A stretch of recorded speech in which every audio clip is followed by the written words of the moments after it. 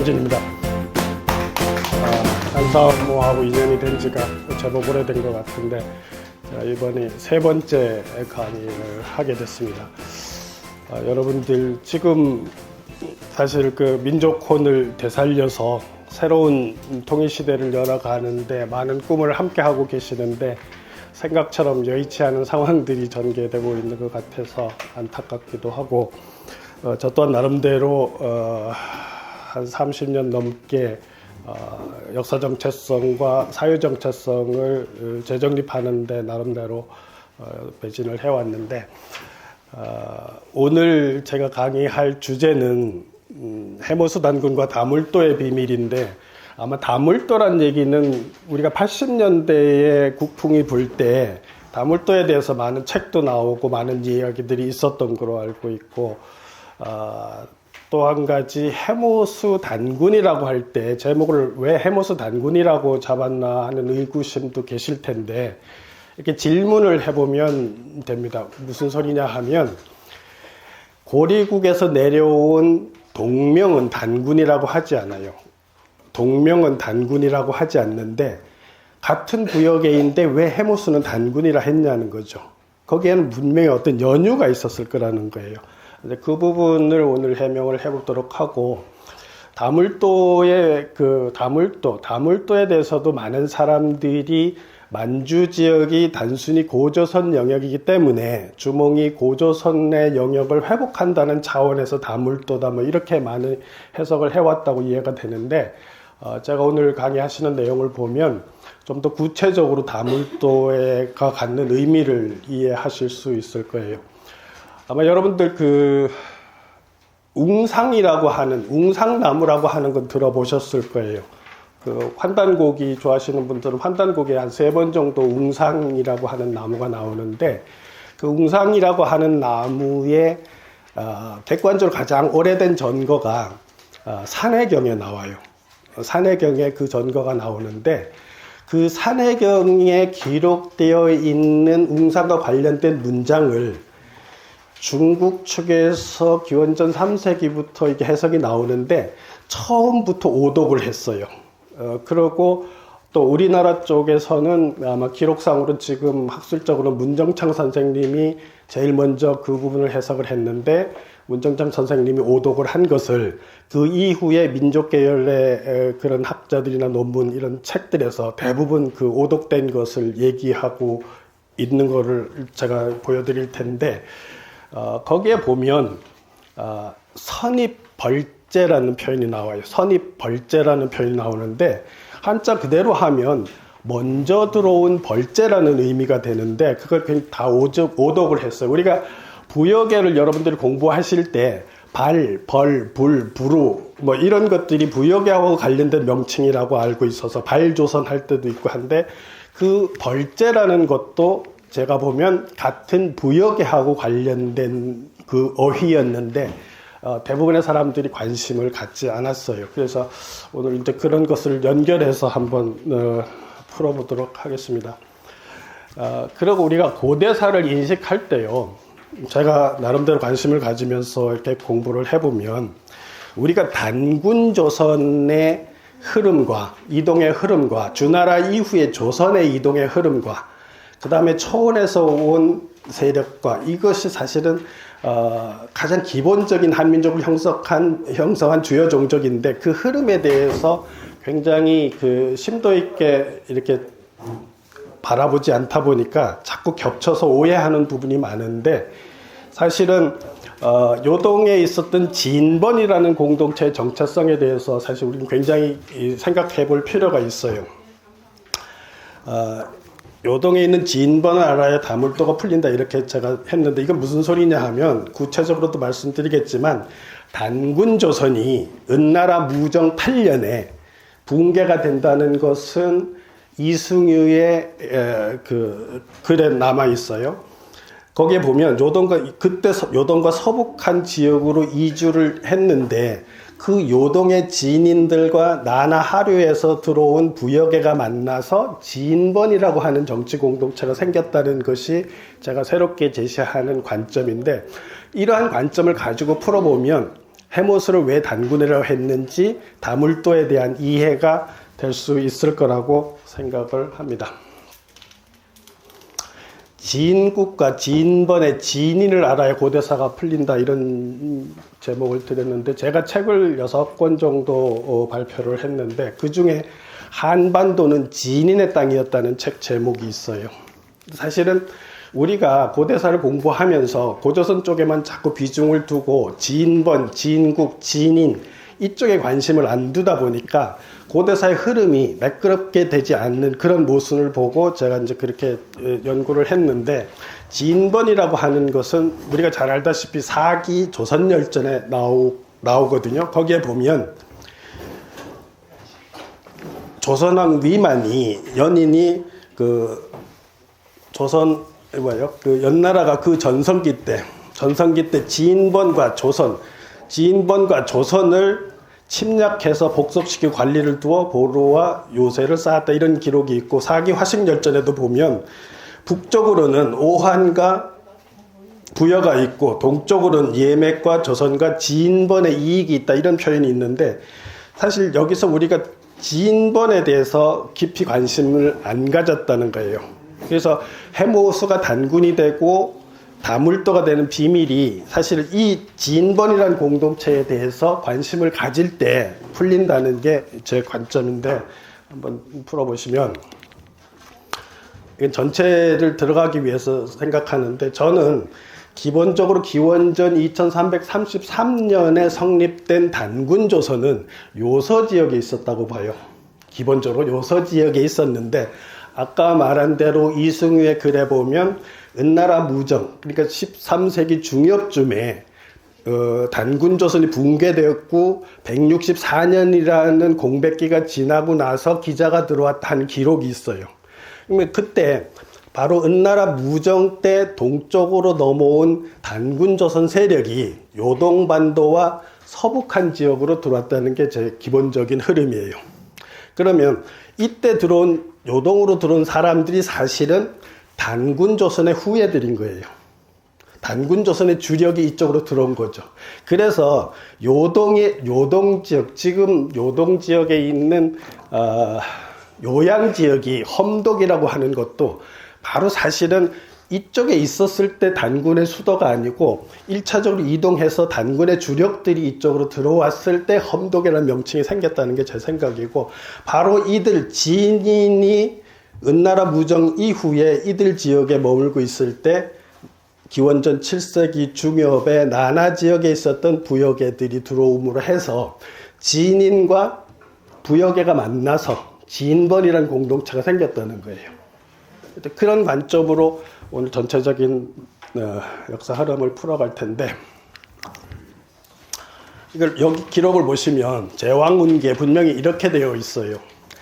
단군은 제고죽 요임금과 동시대인 무진년에 나라를 세워 우순을 지나 하나라 때까지 왕위에 계시다가 은나라 호정 무정을 8년 을미년에 아사달산에 들어가 신이 되니 나라를 다스리기를 1028년이다. 그 후 164년이 지나 기자가 나타나서 다시 군신의 관계를 열었다. 일설에는 이후 164년 동안에는 비록 부자는 있어도 군신 관계는 없었다, 이런 표현이 있는데, 사실 이 문장이 고대사를 푸는데 굉장히 중요하다는 거예요. 무슨 소리냐 하면, 단군 왕금 조선이 기원전 24세기 요서지역에 생겼다가 은나라 무정 때 붕괴가 1차로 됐다는 거예요. 그러면 그 당시에 단군 조선의 주력이었던 대단군과 소단군들, 중단군들은 동쪽으로 이동을 했고 거기에 주민들은 남아 있었겠죠. 그죠? 그런데 164년 동안은 군주가 없었다는 거예요. 그러고 기자가 들어왔다, 이런 표현 무슨 소리냐 하면, 단군 왕검 사회가 붕괴되고 그 주력들이 동쪽으로 이동한 다음에는 요서 지역에는 왕이 없었고 핵심 리더가 없었고 주민, 부자 관계만 있다가 164년이라는 시간이 지나서 기자가 들어왔다, 이런 얘기거든요. 이 문장이. 여기서 이 문장에서 굉장히 중요한 게, 이승유가 어떤 자료를 보았기 때문에 164년이라고 시간을 정확하게 말하는 거예요. 만약에 추측을 했으면 150여 년, 160여 년 이렇게 했을 텐데, 어쨌든 그때까지 내려온 어떤 고기에 기록되어 있기를 은나라 무정 이후 164년이 지난 다음에 기자가 들어왔다 하는 기록이 있었다는 거죠.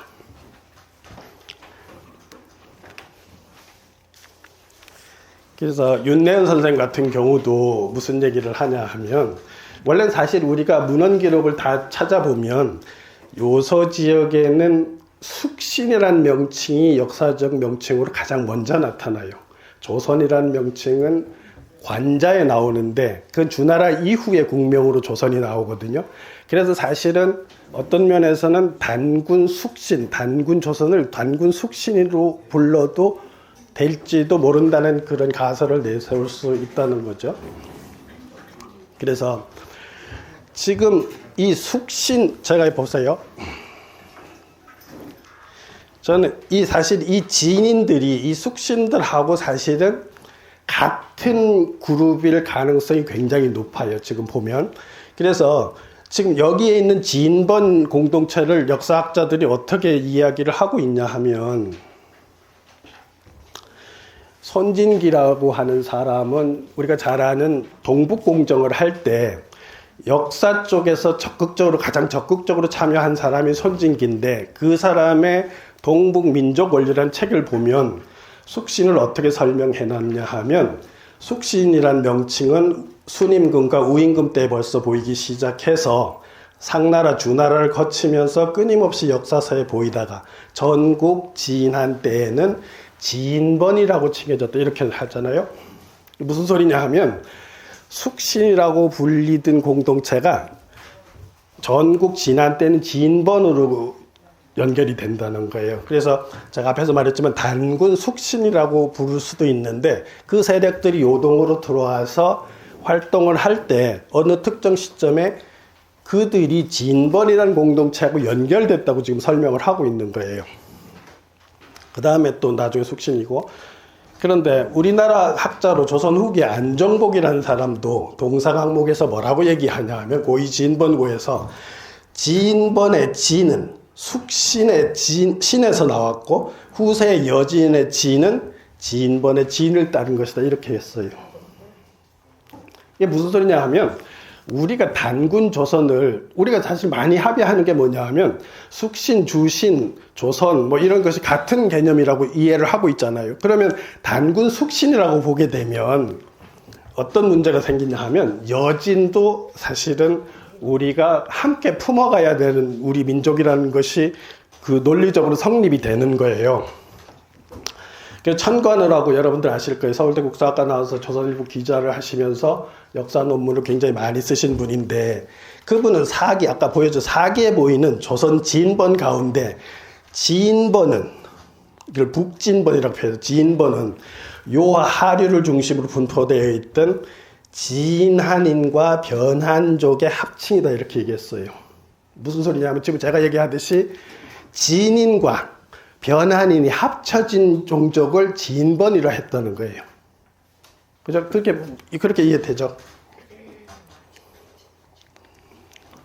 그래서 또 신채호는 뭐라고 했냐면, 조선 상고사에서 설명하기를, 만주 원류고의 한서 지리지의 요동의 번한현은 변한의 고도이다 이러면서, 번한과 변한이 음이 같은 개평 동북쪽, 알티, 개평 동북쪽, 안시, 예터가, 불안의 예, 서울 이렇게 했는데, 여기서 얘기하고 싶은 건 이 변한이 바로 뭐냐 하면 지인번의 번이라는 거예요. 지금 신채고 만하는, 지금 불안이라고 할 때 자기 논리에서는 불안이라고 하는 게 사실 변한이거든요. 사만으로 치면.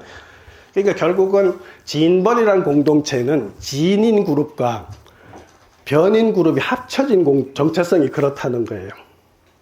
지금 제가 말씀드리고자 하는 게 핵심이. 그래서 많은 학자들이 지인번의 위치에 대해서 논문을 썼어요.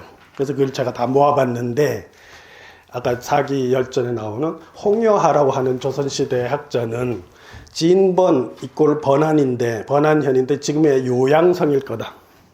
지금 요양성이 험독이거든요. 그 다음에 17세기 난구만은 요동 동북부 먼 지역이다. 지금 길림성 쪽으로 더 멀리 한 거고, 난구만 제전 이세군은 요동반도 남단일 거다. 요양성하고 비슷한 위치죠. 18세기 안정복은 영고탑 근처다. 길림성 쪽을 얘기하는 거예요. 유두권 같은 경우는 압록강 중류 건너편이다. 그럼 지금 집안 쪽을 말하는 거, 오녀산성 있는 그쪽을 말하는 거고, 지금 정약용 같은 경우도 흥경 동남쪽 동가강 유역이다. 같은 얘기거든요. 지금 그 오녀산성이 있는데 졸본 있는데 거기를 지금 지목하고 있어요. 그다음에 일본 학자도 보면 동가강 유역을 얘기하는 거예요. 그럼 무슨 소리냐면 결국 진번이라는 게 요동반도 어딘가 있었다고 지금 계속 추정을 하는 거예요. 그죠? 다 학자들이. 그래서 저는 어떻게 보냐, 고대사를 읽어야 되냐 하면, 단군 왕검 사회가 은나라 무정 때 무너지면서 대단군, 중단군, 소단군의 리더들은 동쪽으로 이동해서 요동반도 남부하고 서북한 지역으로 들어왔고, 거기에 164년이 지나서 은나라가 들어오면서 조선이 다시 쓸 때, 그때는 대능하를 중심으로, 나나와 대능하를 중심으로 조선이 있었고, 동시에 진번이 요동반도에 있었다는 거예요. 그럼 이렇게 되면 어떤 문제가 발생하냐면, 단군 조선, 단군 숙신의 문화는 요소에 있게 되는 게 아니고 주나라 때는 요동으로 넘어와 있게 되는 거예요. 왜냐하면 단군의 주력이 대단군, 중단군, 소단군들이 요동반도 남부와 서북한으로 들어왔기 때문에 단군 문화의 주력은, 중심은 후단군 지역으로 넘어오게 된다고 봐야 되는 거예요. 이게 역사 문화적으로. 그래서 제가 후단군이라는 표현을 하는 거고, 이들 지역에 7세기 중엽쯤에 진번이라는 공동체가 생겼다는 거죠. 아까 처음에도 말씀드렸지만 벌제라고 하는 단어가 제가 보면 고대사를 푸는데 기적처럼 살아남았어요. 아마 저게 중국에서 처음부터 오독을 하지 않았으면 산해경에서 벌제를 지웠을지도 몰라요. 근데 처음부터 오독을 하는 바람에 단군조선, 고조선인들과 관련 없는 개념인 줄 알고 살아남게 된 그런 아마 기적적인 상황이 벌어졌다고 보는데, 나나에서 동쪽으로 가서 숙신, 아까 말한 진인들과 결합한 사람들이 바로 진번인데, 이 사람들은 단군 숙신 혹은 단군 조선인과 제가 설정한 프리기아인들의 결합으로 생긴 사람들이고, 이들이 변진으로 나중에 계승이 된다는 거예요. 지금 제가 새롭게 학설을 제기를 해서 갑자기 프리기아를 모르시는 분들도 있었는데, 제가 곡갈모자를 쓴 단군이란 책을 썼어요. 근데 거기 보면 500쪽이 넘는 글 각주를 쳐놨는데, 거기서 우리나라에서 처음으로 부여계가 지금으로 말하면 터키 중부에 있던 프리기아의 사람들과 연결된다는 입론을 해가지고 책을 이렇게 풀어나갔거든요. 그건 다음에 기회가 있으면 얘기하겠지만, 제가 지금 올해 같은 경우 유튜브에다가 강연을 제 혼자 한 것 중에 보면 부여족의 이동과 그들의 문화만 가지고 제가 17강을 했어요. 자그마치. 단대사나 왕들 얘기가 아니고 부여적 이동과 그들의 흐름과 그들의 문화를 어떻게 우리 문화하고 연결해서 봐야 하는지를 17강 정도 할 정도로 많은 얘기를 해놨는데, 어쨌든 제가 새롭게 제기하는 그 학설이니까 프리기아인들이 바로 벌제로 기록이 남았다는 거예요. 프리를 벌로 한자로, 지하를 제로 해서 산해경이 남았는데, 이것을 잃어버린 사람들이 그것이 한민족 공동체, 후대의 한민족 공동체하고 관련된 단어인 줄 몰랐다는 게 제 생각이고, 그 몰랐다는 것을 제가 자료를 다 가지고 증명을 해드릴 수 있는데, 한번 보시면 지금 프리기아라는 지금 터키예요. 터키 중부에서 기원전 12세기에서 기원전 8세기 초까지 주력구, 그러니까 지금 우리가 잘 아는 미다스 왕 있죠. 뭐든 만지면 금이 된다고 하는 그 미다스 왕의 나라가 바로 프리기아인데, 프리기아의 마지막 왕이 미다스 왕이에요.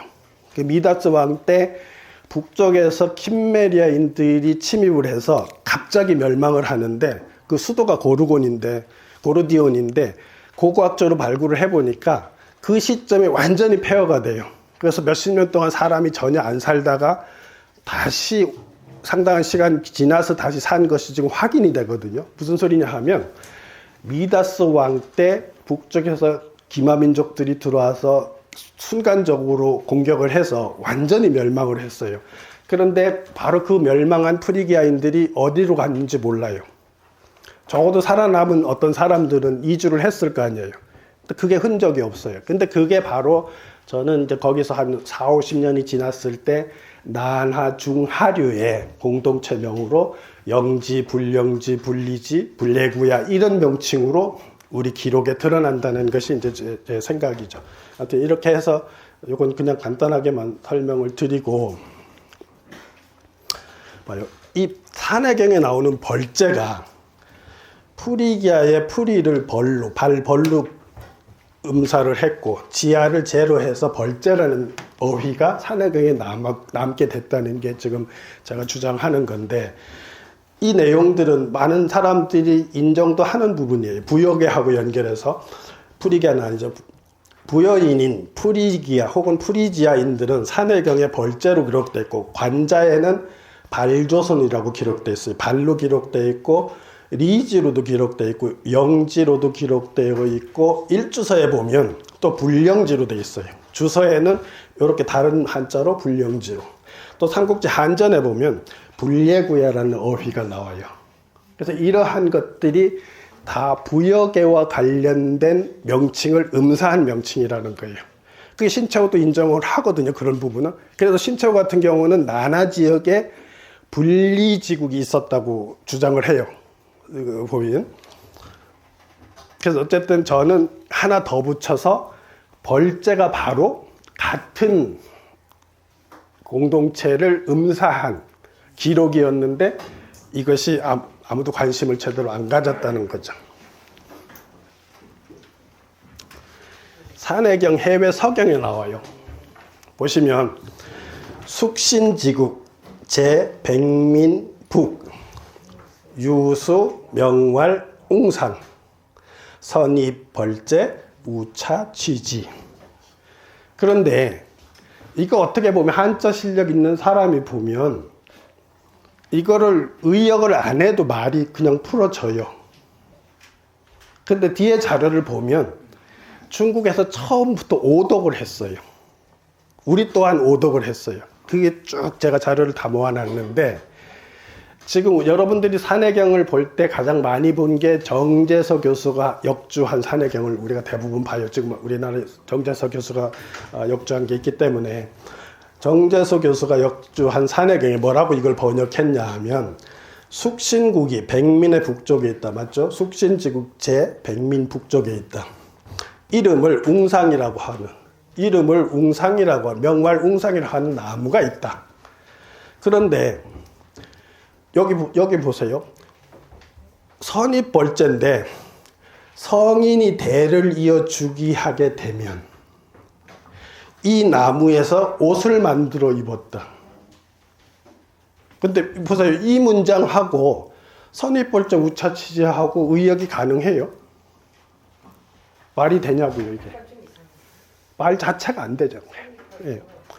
그러니까 이게 지금 정재서 교수가 신화학을 중국 신화학을 다 하고도 번역을 하면서 중국에서 쓰는 그 번역을 그대로 갖다 옮겨놔서 이렇게 번역을 했어요. 사실 여기는 성인도 없고 옷이라는 단어도 없잖아요. 말이 안 되잖아요. 그죠? 이 의역이 말이 안 되잖아요. 앞뒤에 다른 문장이 있으면 모르지만 전혀 안 돼요. 근데 이렇게 오역을 한 거예요. 근데 그래서 사실은 웅상이라는 나무는 뒤에도 자료가 있는데 환단곡에 3번이 나와요. 웅상목을 환단곡에서는 어떻게 연결시켰냐 하면 소도나무로 등장시켜요. 소도가 있는데 소도라고 하는 거는 우리 고유의 선도에서 지금 말하면 교회나 법당 같은 역할을 하는 공간을 소도라고 해요. 우리가 삼국지에 보면 신성한 공간에 잎 대목하고 나무를 세우고 북과 방어를 달고 귀신을 섬긴다 하는 게 소도로 정의가 돼 있어요. 무슨 소리냐면 한민족 공동체의 초기의 종교적 성소를 소도라고 하는데, 환단고기에서는 저 웅상나무를 3번을 등장시켜서 다 소도의 환웅상이라고 하는 거예요. 웅상이라고 하는 게 환웅천왕의 상징적인 나무로 웅상이라는 나무가 있었다, 이렇게 지금 환단고기에서 3번을 얘기하고 있어요. 그 얘기에 사실은 제가 보면 환단고기가 물론 이제 그게 있어서 전에는 어떤 내용이 그렇게 전달될 수도 있지만, 적어도 환단고기를 빼고 보면 문헌 기록상 웅상이라고 하는 것이 가장 먼저 나오는 거예요. 전국시대에 이 산해경에 웅상이라고 해서 환웅과 관련된 신목이 나온다고요. 우리가 왜 당산목들이 사실은 다 우리의 유습으로 소도목이거든요. 하늘하고 소통하는 그 나무인데, 지금 이렇게 지금 우리가 번역한 데서도 이런 식으로 오역을 한 것을 그대로 지금 번역을 하고 있어요. 그러니까 이게 이해가 안 되는 거예요. 근데 제가 나중에 보면 이해를 해드릴 수 있는데, 봐요. 중국은 처음부터 주관적으로 오독을 했다, 이렇게 제가 말씀을 드리는데, 봐요. 이게 제일 먼저 나온 거. 지금 제가 찾을 수 있는 자료에서는 중국 자료, 제가 중국 답사를 다니면서 산해경도 직접 여기저기서 다 사왔거든요. 뒤에 다 자료가 있어요. 보면 제일 먼저 나오는 게 위진 남북조 시대에 장화라고 하는 인물이 있었는데, 이 사람의 박물지에 보면 아까 그 산해경에 나오는 것을 인용해서 이렇게 나와요. 숙신시의 유수, 나무가 있는데 명왈, 수상이라고 해서 글자가 바뀌었어요. 숫자로. 웅자가 숫자로 바뀐 거예요. 그 다음에 만약 중국에 성인이 대립하면, 중국에서 성인이 계속 이어서 나면 그 나무에서 기수, 생피, 가위의, 그 나무에서 피가 나오는데, 껍질이 나오는데 그걸 가지고 옷을 만들어 입을 수 있다, 이렇게 했어요. 그럼 보세요. 이게 지금 처음부터 오독이라는 게 이 문장을 이렇게 해놨어요. 장화라는 사람이. 그러면 처음부터 장화라는 사람이 오역을 한 거예요. 그죠? 그 다음에 나오는 게 곽박이라는 사람인데, 산해경을 주석하면서 뭐라고 얘기했냐면, 웅상에 대해서 그 숙신의 풍속은 의복이 없었대요. 중국에서 성군이 대를 이어서 즉위하게 되면 이 나무에서 가죽이 나와 옷을 해 입을 수 있었다, 이런 식으로 했어요. 곽박이라는 사람이 주석을 달면서. 그러니까 이게 중화주의죠, 그죠? 아니 그 당시에 우리가 지금 홍산문화하고 다 이렇게 보면, 아니 숙신이 전국 시대인데 숙신 사람들이 빨가벗고 다녔다는 거잖아요. 옷이 없었다고 하잖아요. 그런데 중국에서 성인이 나타나면, 성인 군주가 나타나면 그 성인 군주의 덕이 전달이 돼서 그 신성한 나무에서 피가 나오는데 그 피를 가지고 옷을 해 입었다, 이런 식의 아주 중화주의적인 해석을 해놨어요. 그죠? 근데 이러한 흐름이 정제서 번역의 흐름에 그대로 전달됐다는 거예요. 근데 그게 잘못됐다는 거예요, 처음부터. 진서 동의전에 보면 똑같이 이제 이런 나와요. 웅상이 바뀌었어요. 이름이 이제 이게 아마 한자로 전달되는 과정에서 그 한자를 필사를 하다 보니까 아까 수상으로도 바뀌고, 이건 지금 낙상으로 바뀌어 있거든요. 낙상이라는 나무가 있는데 똑같아요. 중국에 성제가 새로 제위에 오르면 성제 대립, 그 나무에 껍질이 생겨서 옷을 지어 입을 수 있다, 이런 식으로 해놨어요. 그러니까 산해경의 그 원문을 처음부터 오독을 하더니 그 이후에 모든 학자들이 오독을 했다는 거예요.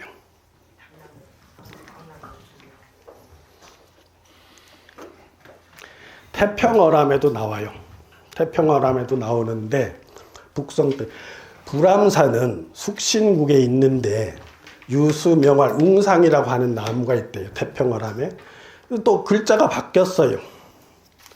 선인벌제로 바뀌었어요. 여기는 선입벌제를 이게 맥락이 안 통한다 해서 자기들이 선인벌제로 바뀌고 우차치지를 어차치의로 바꿔놨어요.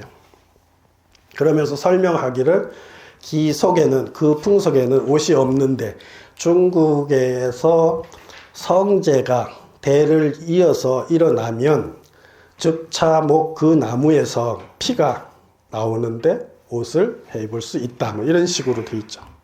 그러니까 지금 원문을 계속 의역을 하면서 다르게 전달하고 있는 그 뜻을, 그 내용을 볼 수가 있어요. 제가 이 자료를 일부러 다 보여드리는 거예요. 이제 청나라 때 왕섭룡이라는 사람도 태평어람을 수용해서 글을 쓰고 있어요. 그 글을 보면 태평어람 동의에서 선입벌제 어차취의 이렇게 된 거. 또 태평어람을 다시 보면 성인대립. 어쨌든 선입벌제 우차치지가 자기들이 해석이 안 된다고 해서 자기들이 임의적으로 완전히 의미가 다른 오역을 했다는 거예요. 그러면서 거기다 뭘 집어넣냐면 중화주의를 집어넣었다는 거예요. 중국에서 성인이 나면 그 신성한 나무에서 껍질에서 피가 자꾸 나오는데 그걸 가지고 축신 사람들은 옷을 해입었다 이런 식의 논리로 계속 하는데 그 맥락을 지금 계속 따르고 있잖아요. 중국에서. 원가라고 하는 20세기 초에 되는 학자도 보면 위의 문장이 성인 대립 어차치의 잘못이라고 봤고 정제선은 이를 곽박의 주석적인 입장을 개성한 것에 불과하다. 예. 그래서 지금 제가 중국을 다니면서 산해경을 다 사봤어요. 현대 산해경 중국 쪽에서 해석하는 사람들은 어떻게 하는지 사봤는데 남홍산이라고 하는 북경에서 산 책이에요. 남홍산 편역에 산해경에 보면 숙신국 제 백민국 지부, 숙신국은 백민국의 북쪽에 있는데 나얼 그 지방에서 생장하는 일종의 나무가 있는데 일종수 명규 이름하기를 웅상이라고 한다. 여기 이 사람은 조금 양심이 있어서 뭐라고 했냐면 중국이라 안 하고 국중이라 했어요. 이게 굉장히 의미가 있는 거예요. 숙신 안에서라는 소리에 국중이라고 바꿔놨어요. 국중에 그 숙신국 안에 만약에 약유 성명적 천자 계립 아주 신성하고 이게 명석한 천자가 계립 이어서 나면 그 저종수 갱생출 연필에 그 나무에서 다시 연한 피가 나오는데 공급 국인 취작 의복 그죠? 그거를 국민들한테 보급을 해서 옷을 만들어 입었다 이런 논리예요. 근데 이게 어떤 자기 중화주의적인 생각을 계속 하고 있는 거예요. 이 사람 조금 양심이 있어서 중국을 국중으로 바꾼 거는 조금 이제 숙신 자기네들끼리 그랬다 뭐 이런 얘기거든요. 그 다음에 이 남홍산은 숙신국은 이건 지금 번역한 거니까 할 거 없죠. 그 다음에 중국 안희성에서 나온 양범이 주석한 산해경에 보면 뭐라고 나와 있냐면 백민국은 북변, 백민국의 북변에 다시 숙신국이 있는데 숙신국에는 일종의 나무가 있는데 웅상이라고 한다. 다시 중국으로 바뀌었어요. 중국에 매당 유성인 출세. 중국에서 매번 성인이 출세하면 최대 폭군시 성인이 출세해서 폭군을 대체하면 도저리대 용웅상수에서 피제성의 다시 옷을 만들어 있는데 같은 전체적인 논법은 같은 거예요.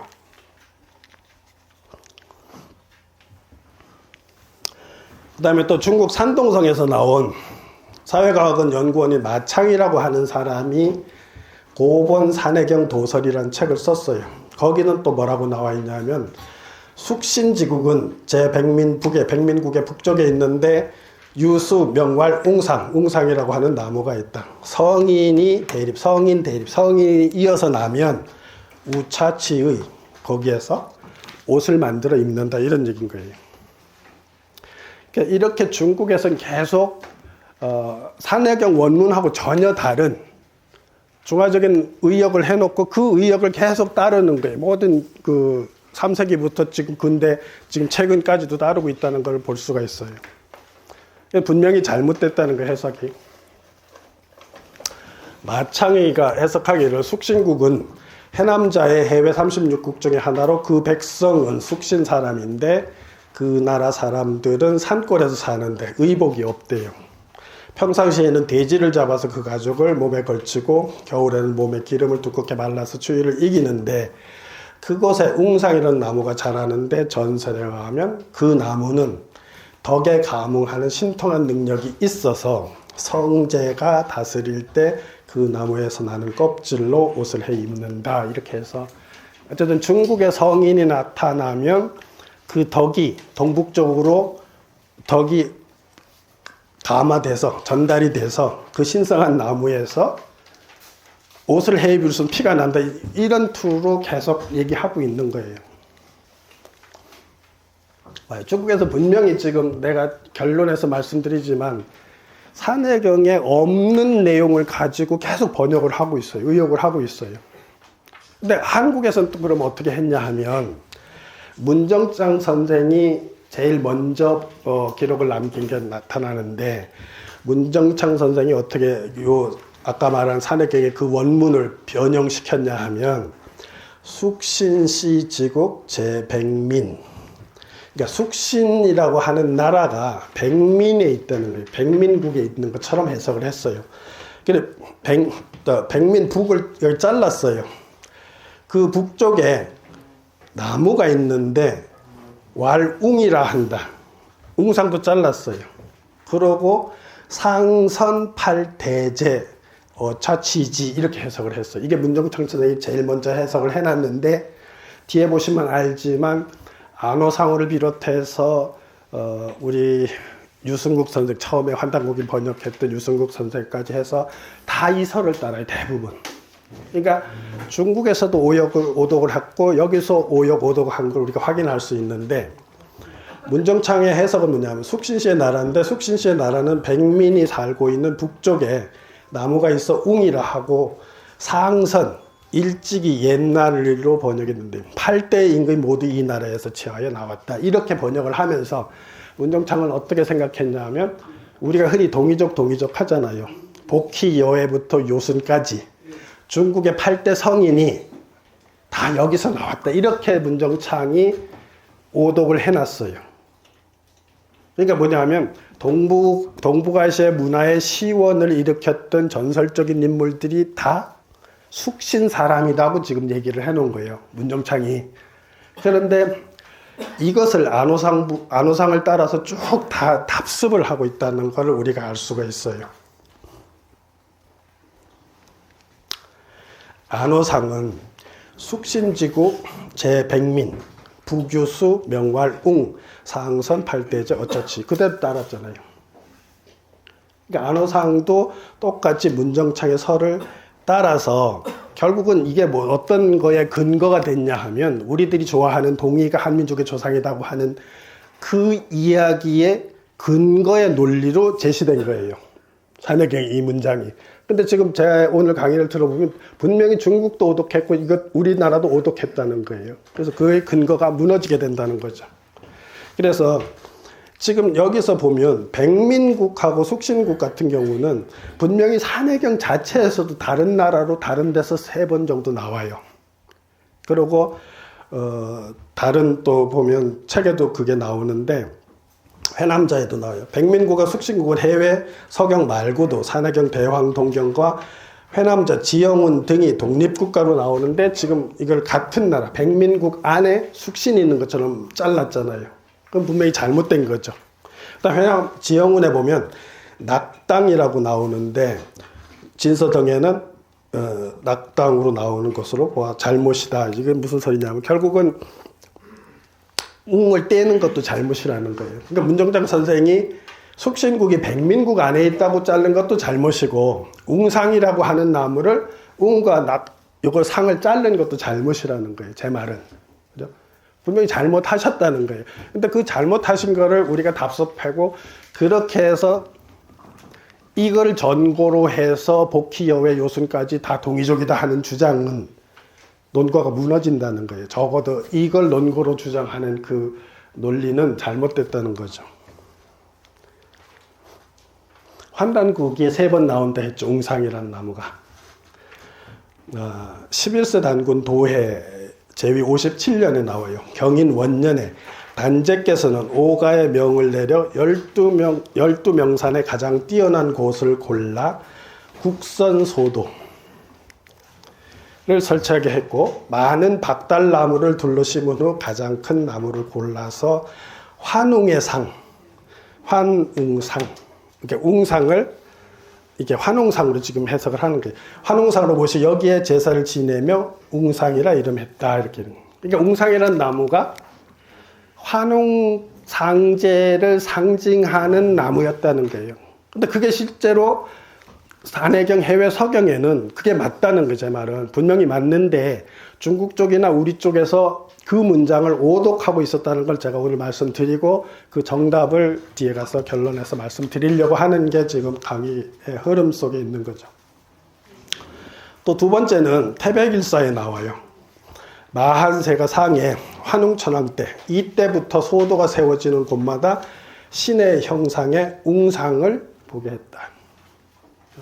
또 태백일서 35제 본기에 보면 사만의 옛 풍속이 있는 바 모두 10월 상순에 국중대회를 열어 둥근 단을 쌓고 하늘에 제사 지내는데 산에 웅상의 상, 산상 웅상을 만들어. 그러니까 결국은 이렇게 되죠. 이렇게 돼서 우리가 질문을 해보면 두 가지예요.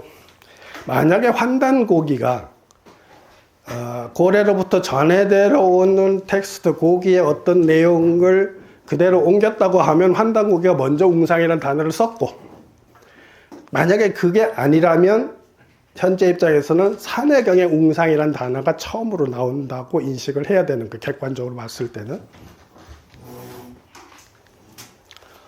임승국 선생이 환단고기를 번역해서 제일 많이 파셨는데 제가 산 것만 해도 83세인가 그래요. 제가 살 때 정도 83세에 환단고기 샀는데, 임승국 선생도 웅상을 이제 환단고기 나오니까 해설을 할 거 아니에요. 각주를 치잖아요. 거기 뭐라고 했냐 하면, 임승국은 산해경에 웅상의 전거가 있다면서 각주하기를 대황지중, 유산, 명왈, 불암산, 대황지중에 불암이라고 하는 산이 있는데 숙신시의 나라는 숙신지국 나라가 있고 숙신지국은 백민국, 백민지국에 있다. 그리고 그 북쪽에 유수, 명왈, 웅상이라 하는 나무가 있는데 선팔, 대제, 어차, 지위 이렇게 됐잖아요. 그러니까 여러분 제가 뭘 말하고 싶으냐 하면 오늘 임승국 선생이 웅상을 설명하면서 각주를 치시면서 산해경 원문을 안 쓰고 있다는 거예요. 그죠? 여러분들이 환단고기를 읽으시면서 임승국 선생이 웅상을 각주를 저렇게 쳐놓으면 지금 여러분들은 이게 산해경에 나오는 문장으로 알고 있는데 산해경 원문에는 선팔대저 어차치가 없다는 거죠. 제가 말하고 싶은 건 뭐냐 하면 그래서 우리는 질문하지 않으면 왜곡된 정보를 가지고 사실인 양 믿게 된다는 거예요.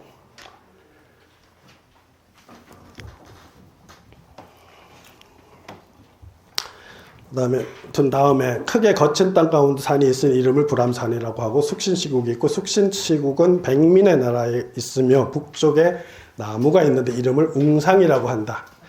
팔대제 똑같아요. 봐요. 아까 문정창 선생이 팔대제로 해석했다고 그랬잖아요. 그게 안우상도 받고 임승국 선생도 받아들인 거예요. 그래가지고 사망오제가 여기에서 일을 취했다. 그러니까 무슨 소리예요? 결국은 환단고기에서 웅상을 각주하시면서도 산해경 원문을 가지고 각주한 게 아니고 문정창이 그 원의를 왜곡해서 자기 마음대로 집어넣은 선팔대제라는 개념을 끌고 와서 마치 산해경에 있는 것처럼 지금 각주를 쳤잖아요.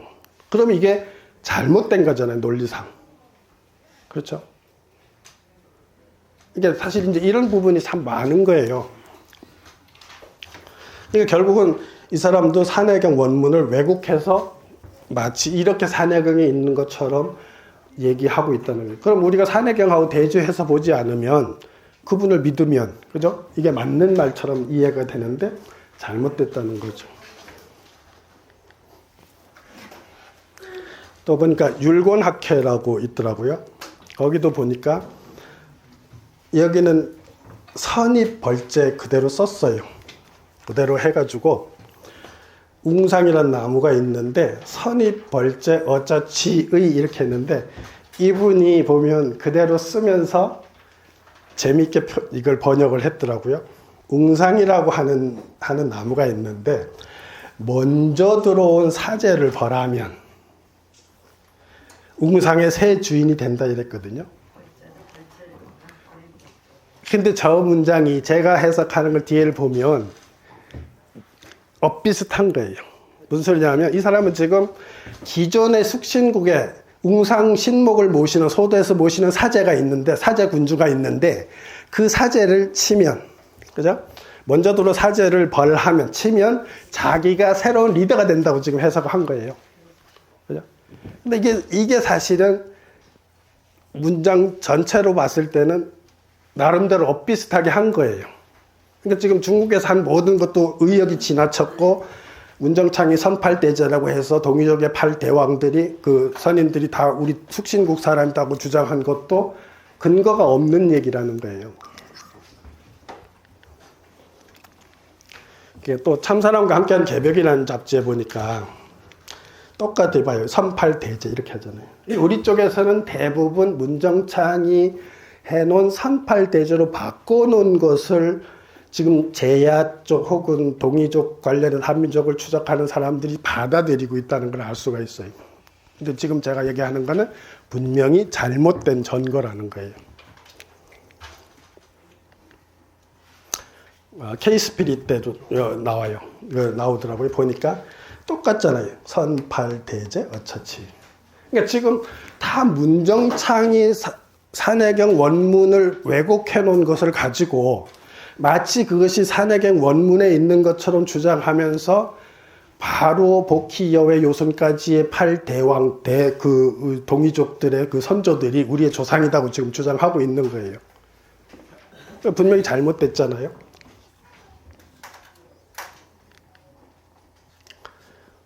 이거를 지금 제가 다 정리를 해봤어요. 앞에도 쭉 말한 걸. 중국 쪽에 산 사람들을 정리를 해보면, 한번 정리해서 보면, 제일 먼저 박물지에 나와요. 근데 웅상이 수상으로 바뀌어 있어요. 그 다음에 여기는 성인 대립으로 나와 있어요.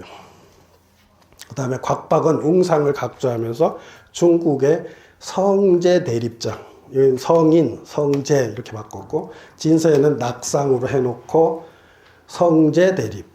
태평어를 하면은 웅상, 선인 벌제, 또 성인 대립 이렇게 나와 있고요. 그 다음에 청대 손성연이라고 하는 사람은 성인 대립, 성인 대립 나오죠. 남홍사는 중국, 아니 국중이라고 바꿔놓긴 했지만 야규 성명적 천자, 아주 덕이 있고 지혜로운 천자가 계립 이어서 나면 이렇게 번역을 했고, 지금 안희성의 양범이라고 하는 사람은 웅상으로 해놓고 중국 매당 유성인 출세, 중국에서 성인이 출세하면, 그 다음에 산동에서 마창이는 웅상이라 해놓고 성인 대립, 성인이 대를 이어서 일어나면 이렇게 하고 있는 거예요.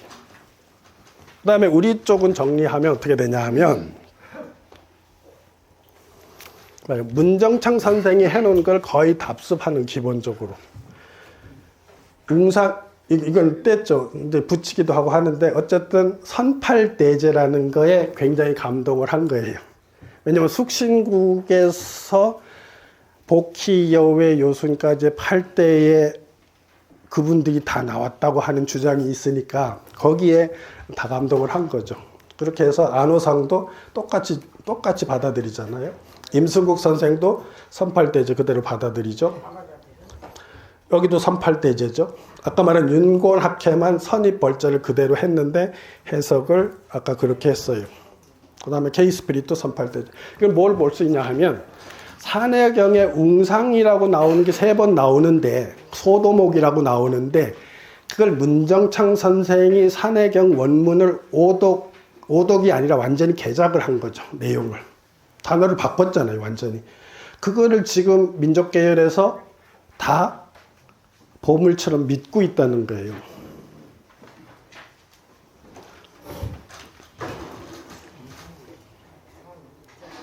그래서 제가 이게 제 곡갈모자에 쓴 단군에 나오는 내용이에요. 여러분 제가 이 책에서 뭐라고 번역을 했냐 하면 보세요.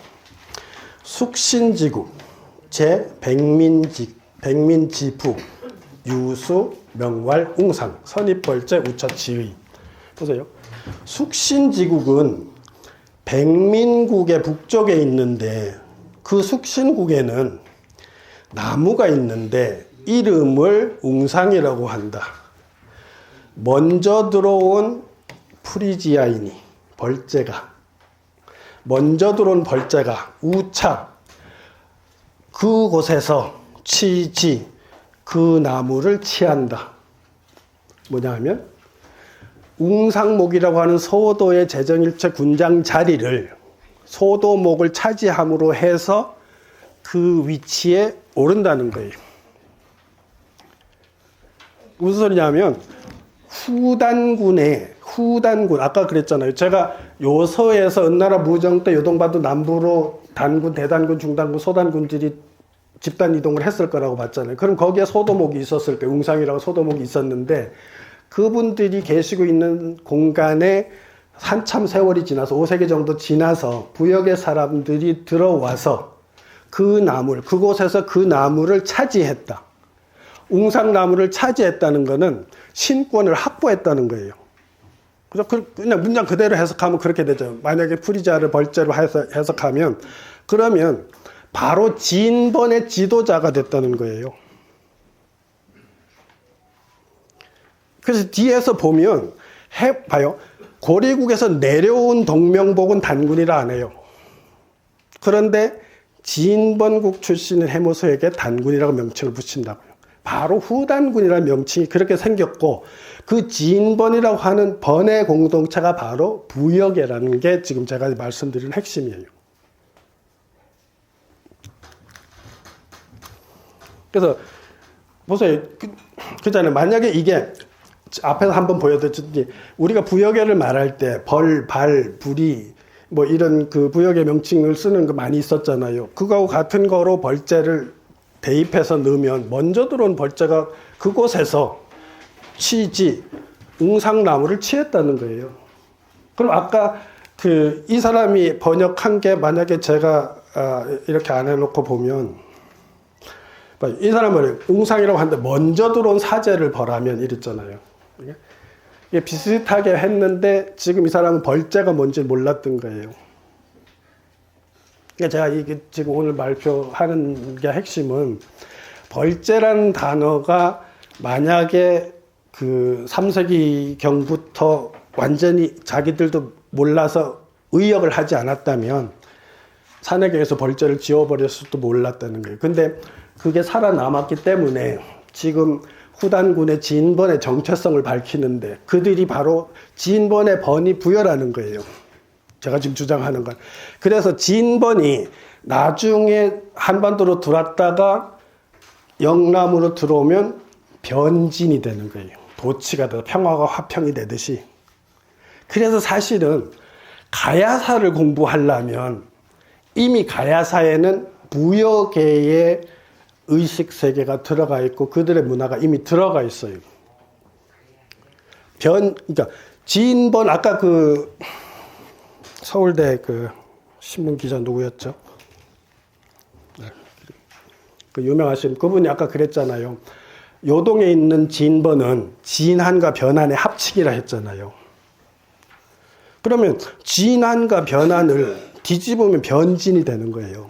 한자 똑같아요. 변진이 진한과 변한이거든요. 그러니까 변진가야 그러잖아요, 우리가. 그죠? 그러니까 정체성의 흐름을 이렇게 맥락을 그대로 이동으로 잡을 수 있다는 거예요. 그렇게 되면 어디까지 들어가냐 하면 왜 지금 일본 천황가가 변진가야의 신화 구조를 가지고 있는지를 알 수가 있어요. 변진가야에서 넘어간 사람들이 현재 선왕가의 주류일 거거든요. 그래서 이것을 이해하고 보면 왜 해모수가 단군인지 이해가 된다는 거예요. 왜 동명은, 고리국에서 온 동명은 단군이 아닌데 해모수는 단군이냐는 거예요. 그러니까 사실은 우리가 고대사의 흐름은 참 복잡하고 우리가 강단에서 너무 안 해놔서 굉장히 어려운 부분이기도 한데, 사실은 부역에는 나나 지역에서 북쪽으로 올라가서 고리국을 만들었다, 고리국에서 이주한 부역에와 나나 지역에 들어왔다가 요동으로 들어온 부역에가 두 길이 있다는 거예요. 그래서 이게 다 범부역이라는 게 제 생각은. 그래서 그 나누어서 보면 신화 구조도 틀리고, 그 신화 구조 틀린 게 다 나와요. 그래서 고리국에서 온 동명은 단군이 아닌데 왜 해무수는 단군이냐는 거예요. 같은 부역인데. 우리 한삼이 그 나가고 어떤 분이 이렇게 토달면서 썼는데, 해모수를 단군이라고 하면 안 되지 않냐, 왕이라고 해야 되지 않냐, 누가 한 번 이렇게 세워놨던지 뭔지 모르지만, 그러니까 그런 질문이 나올 수 있는 거예요. 그러니까 동명왕인데 왜 해모수만 단군이라고 하냐는 거예요. 그게 바로 이런 역사 흐름 속에 있었기 때문에 해모수 쪽은 단군이라고 할 수 있지만, 동명은 바로 단군 조선의 후예인 진인들하고 결합이 안 되어 있는 순수한 부역이기 때문에 단군이라고 동명은 안 하고, 진번의 후예이기 때문에 해모수는 단군이라고 했다는 게 제가 핵심적으로 얘기하는 거예요. 신화가 달라요.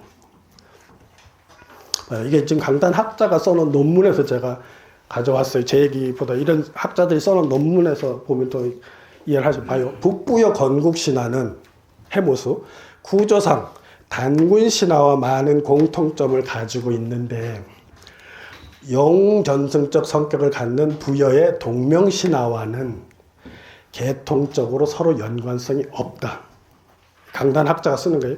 따라서 두 신화의 관계를 합리적으로 이해하려면 부여와 북부여를 서로 다른 실체로 보는 방법밖에 없다. 그죠?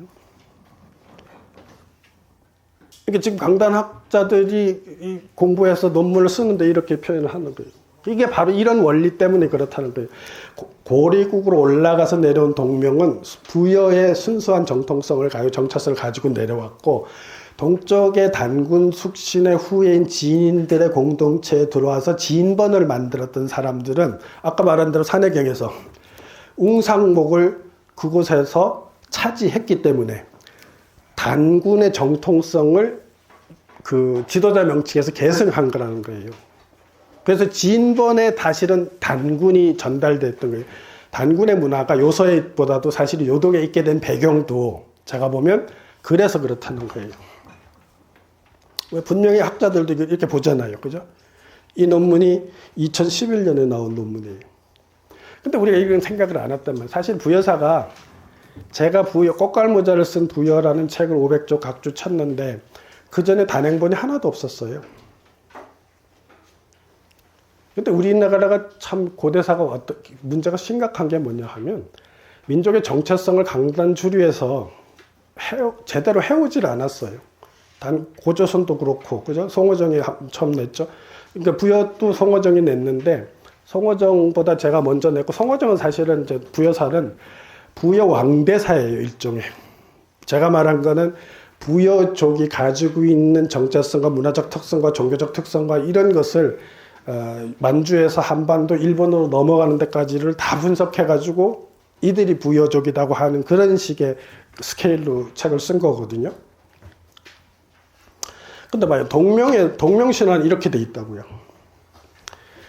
북이 고리국 시비가 임신을 했는데 왕이 그를 죽이려고 하자 시비가 말하기를 계란과 같은 크기의 기운이 하늘로부터 내려와 임신을 하게 됐다. 후에 아들을 낳아서 돼지우레 버렸더니 다 살려주더라. 그래서 걔가 이름이 동명인데, 그래서 부여에 도읍을 했다 이렇게 나오는데, 이건 뭐냐면 이런 거예요. 이게 틀려요.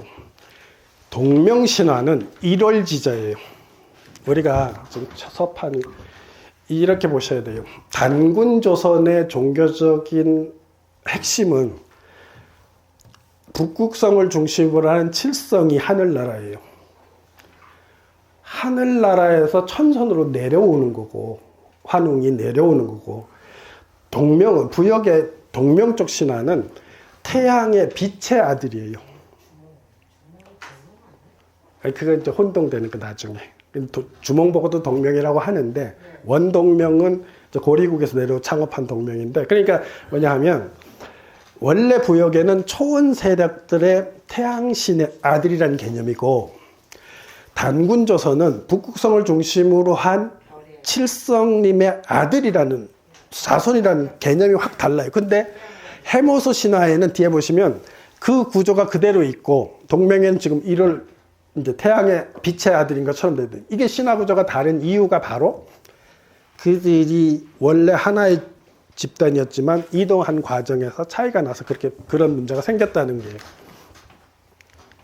아니 정원님 그 주몽과 예. 동명과 예.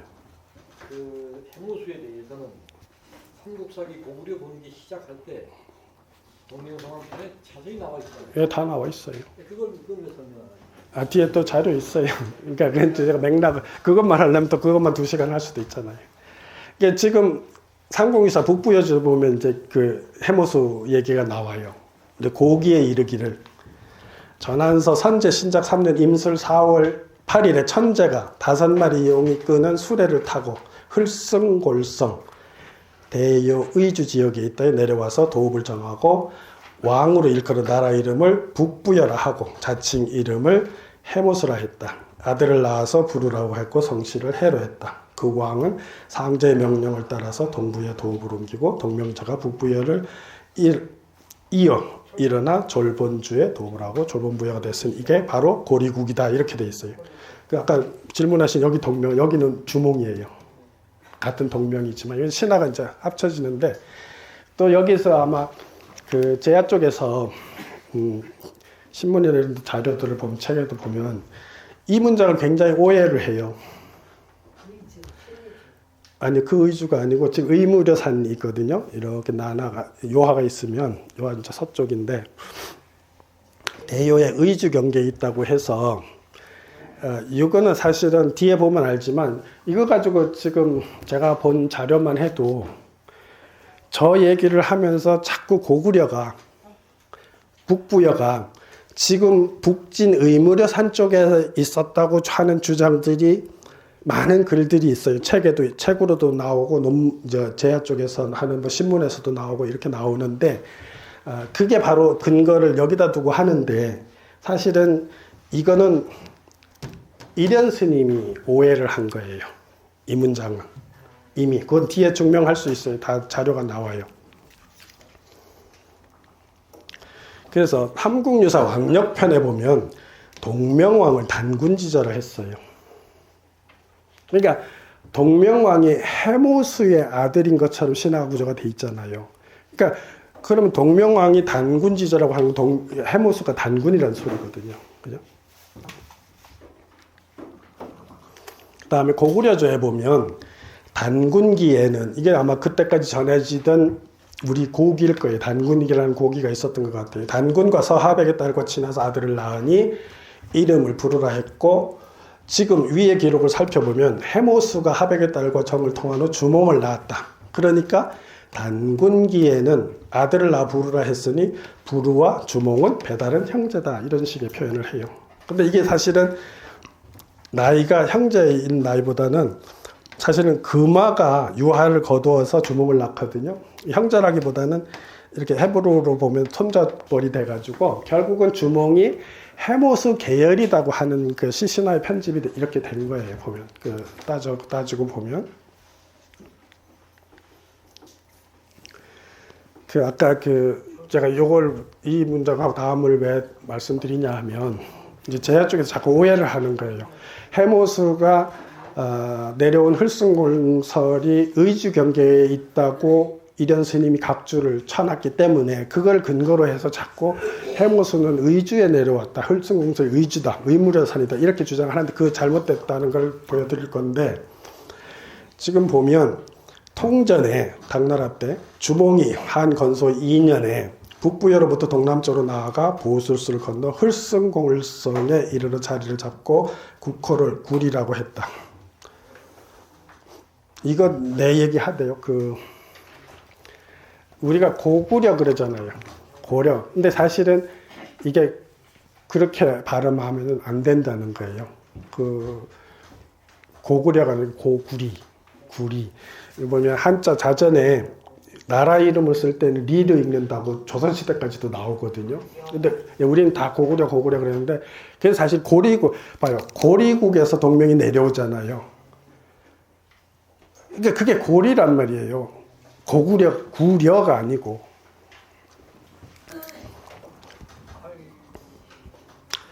고기에 이르기를 주몽이 부여로부터 난을 피해 도망해서 졸본에 이르렀다고 했으니까 결국은 흘승골성하고 졸본은 같은 지명이다, 이렇게 지금 얘기를 하고 있는 거예요. 삼국사기에서.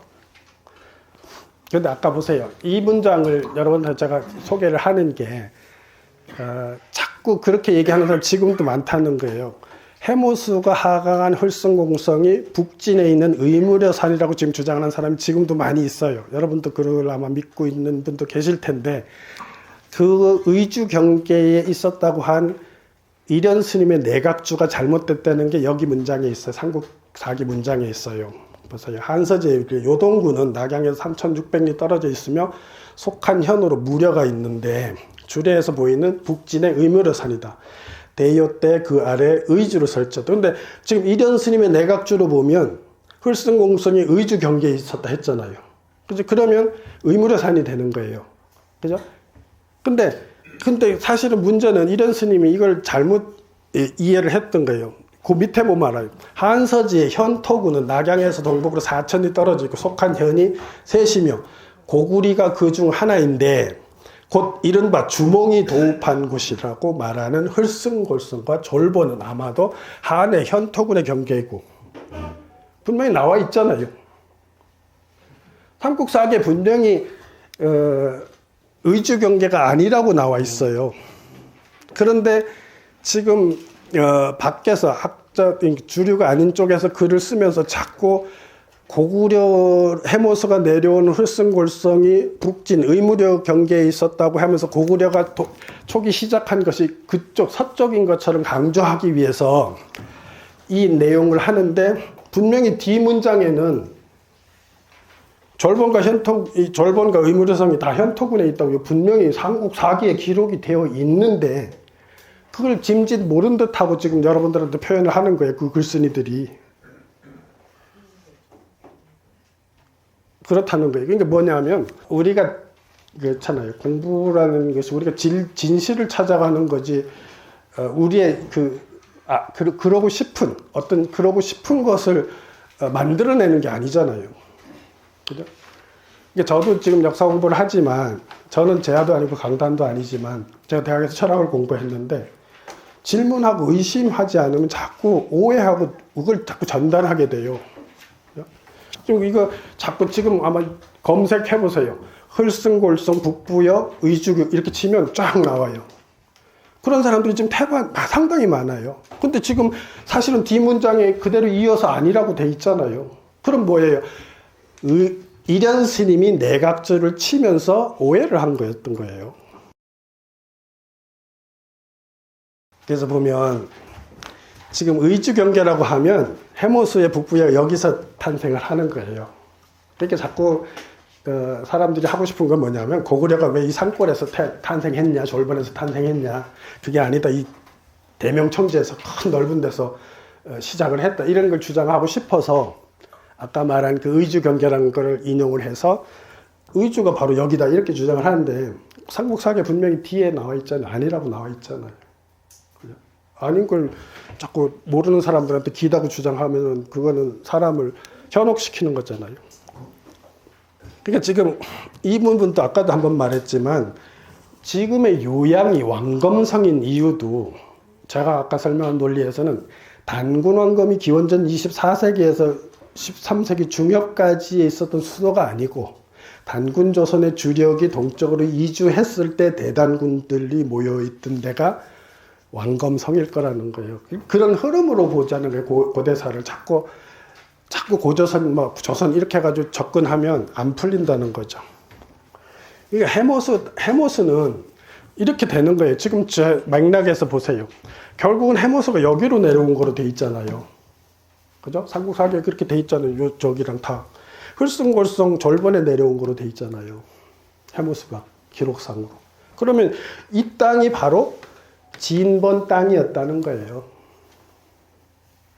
진번 땅인데 진번의 번의 정체성을 가진 해모스였는데 그가 새롭게 부여라고 하는 정치체를 창업하면서 여기에 신화고조가 만들어졌다는 거예요. 흘승골성 졸본에. 그래서 해모스 단군은 요동의 진번국의 후예라는 거예요. 그러니까 지금 제가 어쨌든 제 논리적인 맥락은 이해하실 거예요. 진번이라는 정치 공동체는 단군 왕검의 직계 후손인 진인들과 부역의 또 다른 계통인 변인들이 합쳐진 공동체라는 거예요. 아까 천관우 선생이 말했듯이 진번은 진인과 변한인의 합친이다 이렇게 한 것처럼 그게 맞다는 거죠. 그래서 삼국지에도 보면 진한과 변진을 설명할 때 진한과 변진은 언어가 같고 풍속을 같은데 종교만 약간 다르다 이렇게 돼 있어요. 그 종교만 약간 다른 이유가 바로 북성을 중심으로 한 하늘나라에서 온 사람들과 태양의 아들인 사람들과의 종교적 차이 정도인 거예요. 그러니까 우리가 보세요. 이것도 상식적으로 생각해 보세요. 우리가 제가 이 진인을 강조하잖아요. 진인이 왜 단군 왕검의 후예들을 진이라고 하냐면 진이라는 게 별진자잖아요. 총칭으로 하늘의 별 전체를 말해요. 그런데 북극성을 말할 때는 북신이라고 말해요. 무슨 소리냐면 어차피 우리는 하늘의 중심인 하늘나라에서 온 사람들이에요. 그러니까 우리의 공동체명은 바로 거기서 온 사람들인 거예요. 그래서 진인인 거예요. 그래서 진인은 결국 진의 종교의 핵심은 칠성신앙인 거예요.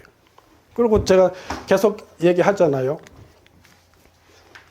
아까 설명하려다 새로 듣는 분이 이게 무당무자였거든요. 소도라고 설명이 어떻게 되어 있냐면 삼국지에 신성한 공간에 입 대목하고 북과 방울을 달아놓고 하늘을 섬기는 사람들이에요. 그 사람들이 무예요. 무. 그러니까 우리는 천손으로서 하늘과 소통하면서 그 하늘은 전체 하늘이기도 하지만 그 하늘의 중심은 칠성이 일주하는 아자 지금 뭐 보면 일주하는 그것이 다음은 유판이거든. 유판의 가운데 궁이 있죠. 그게 북극성이에요. 거기가 하늘나라인 거예요. 우린 거기서 온 거예요. 그래서 우리는 딱 여기서 공부하는 아까 말한 웅상목을 여기다 세워놓고 하늘을 섬기는 그 사람들은 늘 하늘하고 소통되는 사람들인 거예요. 사실 우리가 지금 홍익인간 접하군생의 세상을 만들려면 우리가 해야 될 것 중에 가장 중요한 게 요즘에는 돈 2만 원만 주면 경전 다 사서 볼 수 있어요. 그죠? 요즘 우리 자신들도 그렇지만 천지의 도인들이에요. 근데 다 입도인이라고.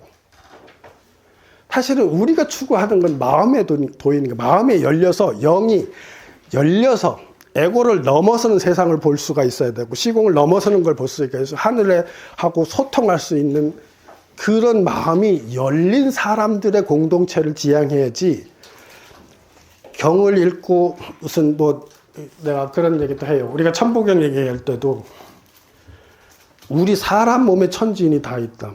뭐 본신본 태양 악명인중 천지인 할 때 그거 그냥 말로 하면 대단한 거예요. 그죠? 근데 중요한 건 뭐냐 하면 내 마음이 열려서 그 현상을 관할 수 있어야 돼요. 그랬을 때 그것이 참인 줄 아는 거예요.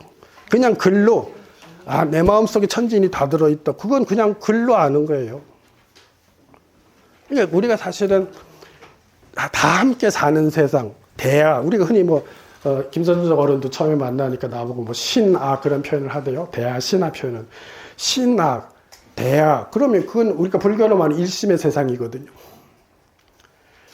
일심의 경계를 내가 수행을 통해서 느껴봐야 생사와 존재가 그렇고 삼계가 그렇게 움직이는가를 내가 체득을 해야 그러한 삶을 살아내는 거예요.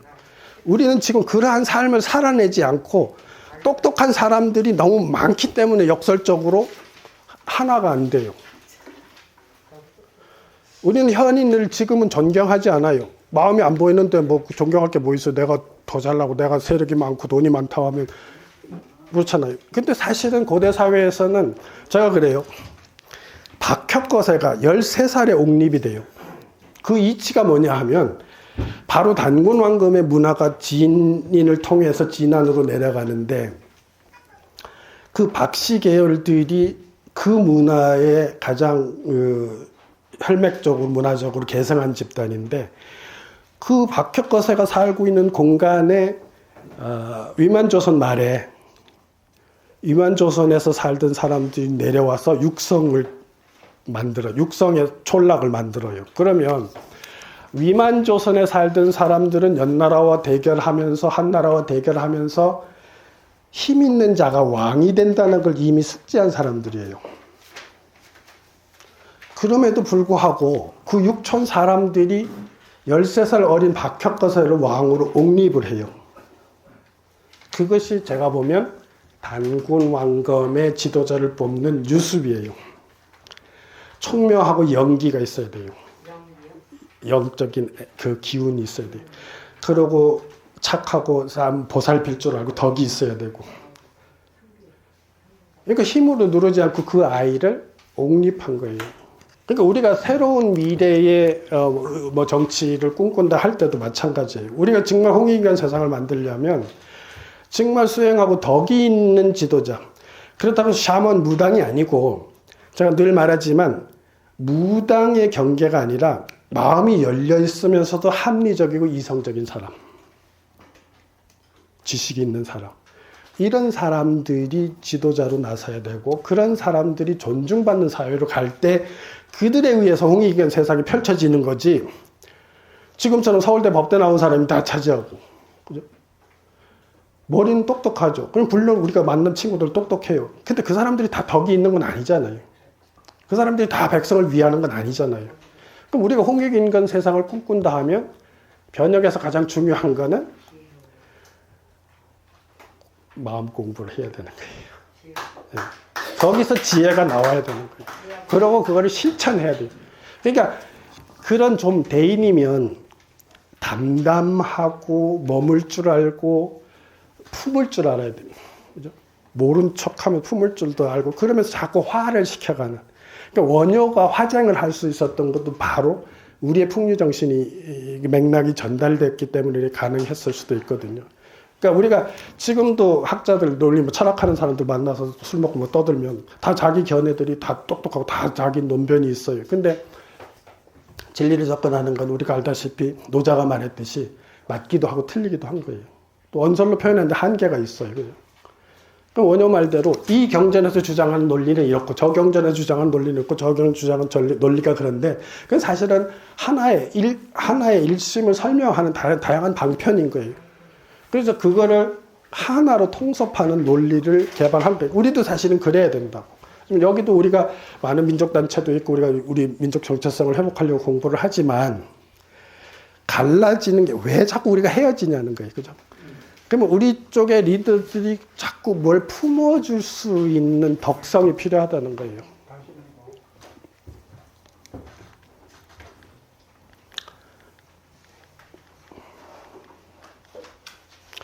이게 지금 오늘 얘기하는 이제 두 책이거든요. 벌째 나온 얘기가 이 책이에요. 고깔매들을 쏜 단군이고 진인 얘기가 이 책인데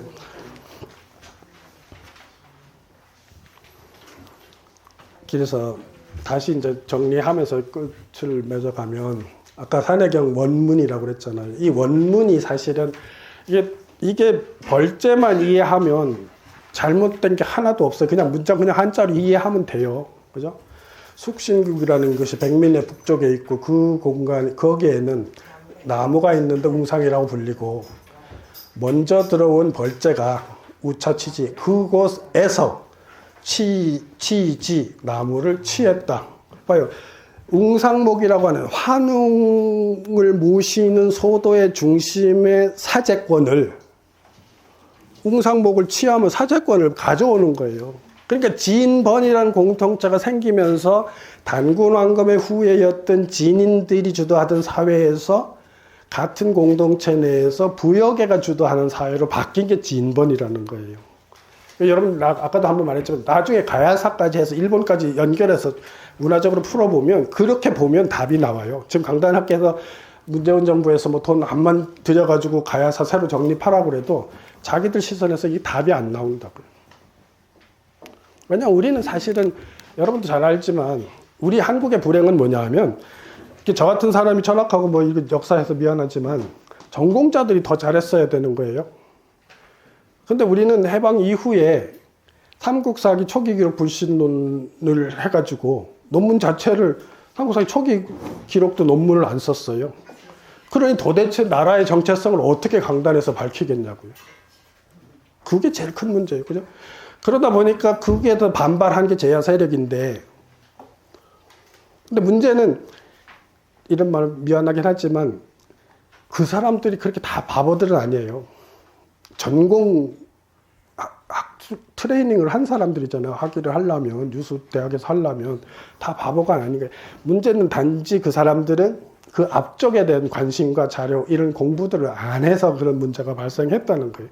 사실은 제가 보면 강단에서 해주면 더 좋죠. 자기들이 피 터지게 논쟁을 해가면서 상고사를 정리해주면 사실 우리보다 훨씬 더 잘할 수도 있다고 보거든요, 저는. 그래서 이 내용을 봐도 해모수가 내려온 데가 이 지역, 지금 졸본 지역일 거라고 유추할 수 있는 게 삼국사기는 웅심산하 압록변이라고 나와요. 그 다음에 동명왕편에는 웅심연상에 나오고, 그 다음에 삼국유사에는 웅신산하 이렇게 나오거든요. 이게 다 뭐냐 하면 환웅과 웅녀의 신화적 코드가 살아있는 거거든요. 곰하고 같이 돼 있는 거예요. 그러면 사실은 이들 지역에 내려온 것이 신화에 반영이 된 거예요. 근데 이 부분도 자꾸 서암록 얘기하면서 이 요하를 자꾸 얘기하시는 분이 있는데, 저는 사실 그래요. 우리가 어떻게 보면 여러분 부도지도 뭐 좋아하시고 하지만 그걸 자꾸 추적하면 저기 중국 천산 곳까지 가잖아요. 그럼 어차피 그렇게 말할 거면 어차피 유라시아는 우리 땅이에요. 근데 문제는 일본으로 넘어간 천황가도 한반도를 거쳐간 우리들의 혈맥과 문화를 계승한 사람들이라고. 그러니까 어떻게 봐야냐면 역사를 교류와 흐름이란 차원에서 이해를 해야지, 땅을 자꾸 누가 저쪽에 서쪽에 있었다, 누가 서쪽에 있었다를 가지고 우리 고대사 강역을 넓히려고 하는 것보다는 있는 그대로 객관적으로 보는 시각이 더 중요하다는 거예요. 그래서 보면 우리가 기록에 보면 선인이라는 개념과 선인 왕검 이런 개념들이 다 졸본 지역과 요양에 나타난다, 기록상으로 보면. 그럼 우리가 우리가 국선도, 선도를 단군들이 가지고 있었던 종교 문화라고 보면 그게 왜 요서에 안 나타나고 요동에 다 나타나냐 하는 거예요. 그 이유가 바로 요서에 있었던 단군 왕검 사회가 은나라 무정 때 일이 들어왔기 때문이라는 거예요. 그 문화의 정통이 여기에 있는 것처럼 남아있다는 거죠. 지금 기록상에도 그렇다는 거예요.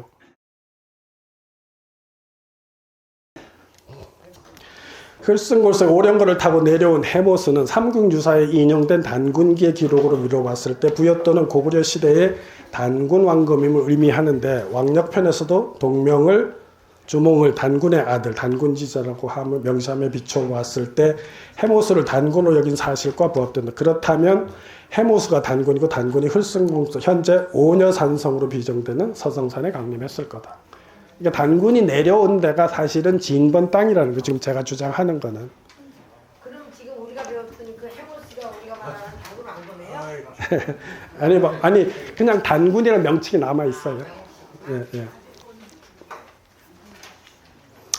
아까 지도에서 보여준 얘기인데 보면 하여튼 웅심산하고 관련 웅심산, 웅신산, 그래서 여기 보면 단군 신화에 환웅과 웅녀가 만난 그 신화 구조들이 전달되는 그 공간에 내려왔기 때문에 해무수가 내려올 때 보면 웅심산 이렇게 나온다는 거예요. 그래서 이것도 지금 봐요. 지금 오령산이라고 돼 있잖아요. 그 해무수가 오령거를 타고 내려왔다고 지금 돼 있잖아요. 동묘왕편에. 오녀산성의 다른 이름이 오령산이래요. 지어낸 게 아니고 송나라 때 형병이라고 하는 사람이 쓴 글에 나온다는 거예요. 형병이라고 하는 사람 글에 보면 오녀산이 오령산으로 돼 있다는 거예요. 그럼 뭐예요? 하늘에서 오령거를 타고 내려왔던 전설이 오녀산에 이렇게 전해지고 있었다는 거예요. 그러니까 결국은 해모수가 하늘에서 내려왔다고 하는, 하늘에서 삼위태백으로 내려온 환웅과 하늘에서 웅심산으로 내려온 해모수는 같은 신화 구조를 가지고 있고, 그가 바로 단군 문화를 계승했다는 거예요. 그래서 해모수가 천재이고 주몽이 천재의 후손이라는 근거는 다분히 고조선 멸망 이후 요동 일대에 유전되었던 것으로 추측되는 환웅천왕을 중심으로 한 천신계 신화에 가탁한 것이다. 이거는 안동진이라고 하는 신화학자, 도교학자가 해놓은 논문에서 가져온 거예요. 이게 결국은 단군 신화와 해모수 신화는 신화 구조상 오버랩이 된다는 게, 근데 그 이유는 이 사람들은 모르지만 지금 제가 설명하는 논리에서 보면 바로 단군 조선의 후예인 진인들과 부역애인 변인들이 만난 공동체에서 어차 취지했기 때문에, 그 권력을 계승했기 때문에 단군이라고 명칭이 생겼다는 거예요. 그래서 이게 한웅신화하고 해무수신화를 비교해보면 하늘에서 삼위태백으로 내려오는데, 내려와서 웅녀와 호녀가 살던 데서 이렇게 되잖아요.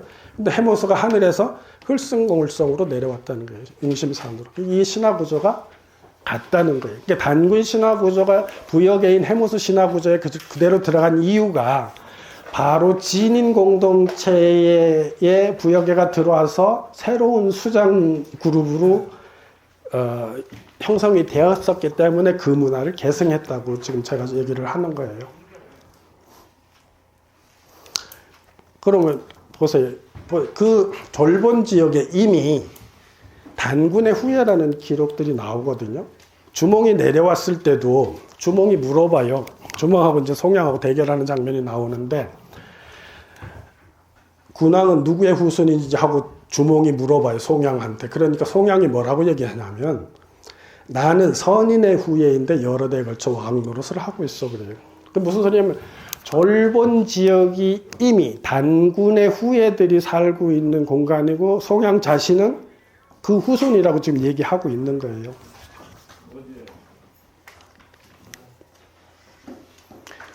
그 제왕운기에서도 뭐 이승유가 뭐라고 얘기하냐면, 그 또 앞에서 말한 그 얘기를 들고 나서 이 또한 단군의 후손이 아닐까 의심된다 하고 이승유도 생각을 해보는 거예요. 그러니까 송양도 이미 단군의 후손일 거라고 지금 추측하고 있는데, 그 말이 맞는데, 그런 이유가 다 그들이 진번이라는 공동체의 정체성을 이해하면 알 수 있다는 거죠.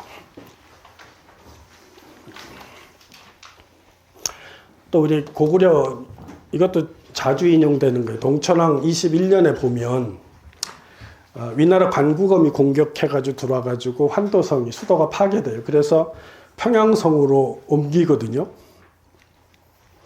그런데 평양이라고 하는 곳은 본래 선인 왕검지대, 선인 왕검이 사시던 데다 이렇게 나와요.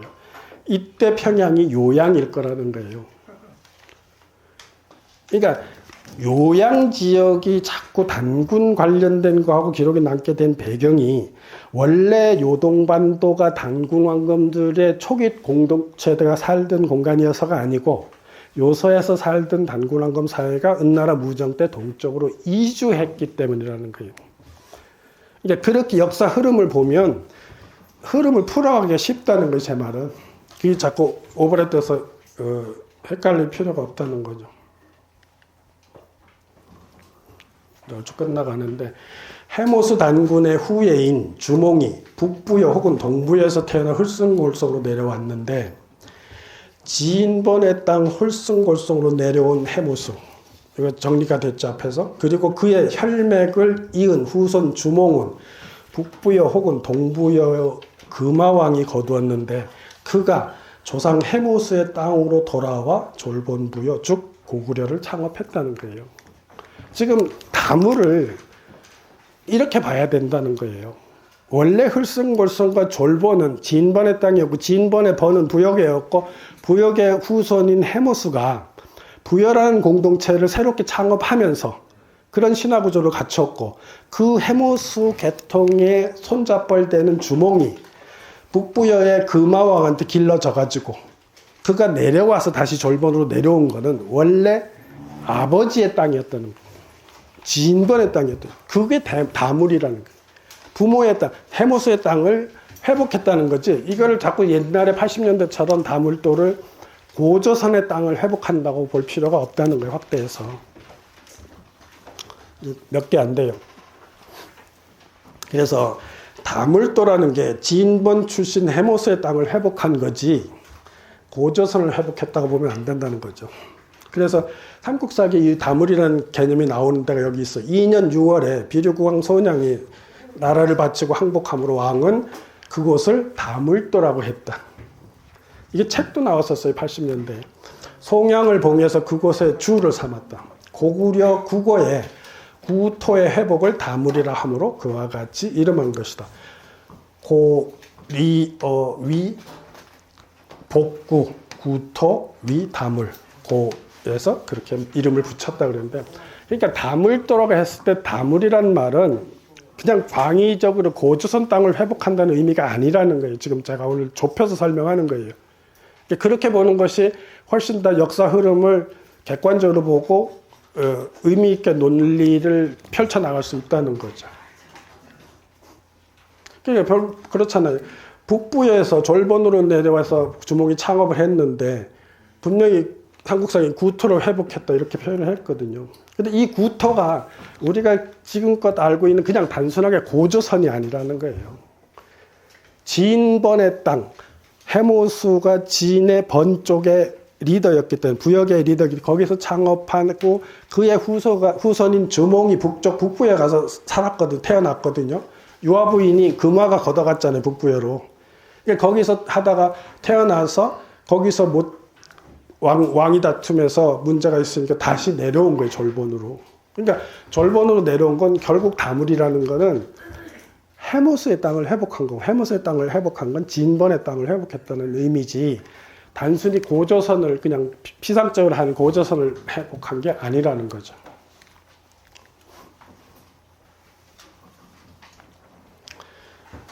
그래서 졸본 지역이 주몽 조상의 땅이라는 거예요.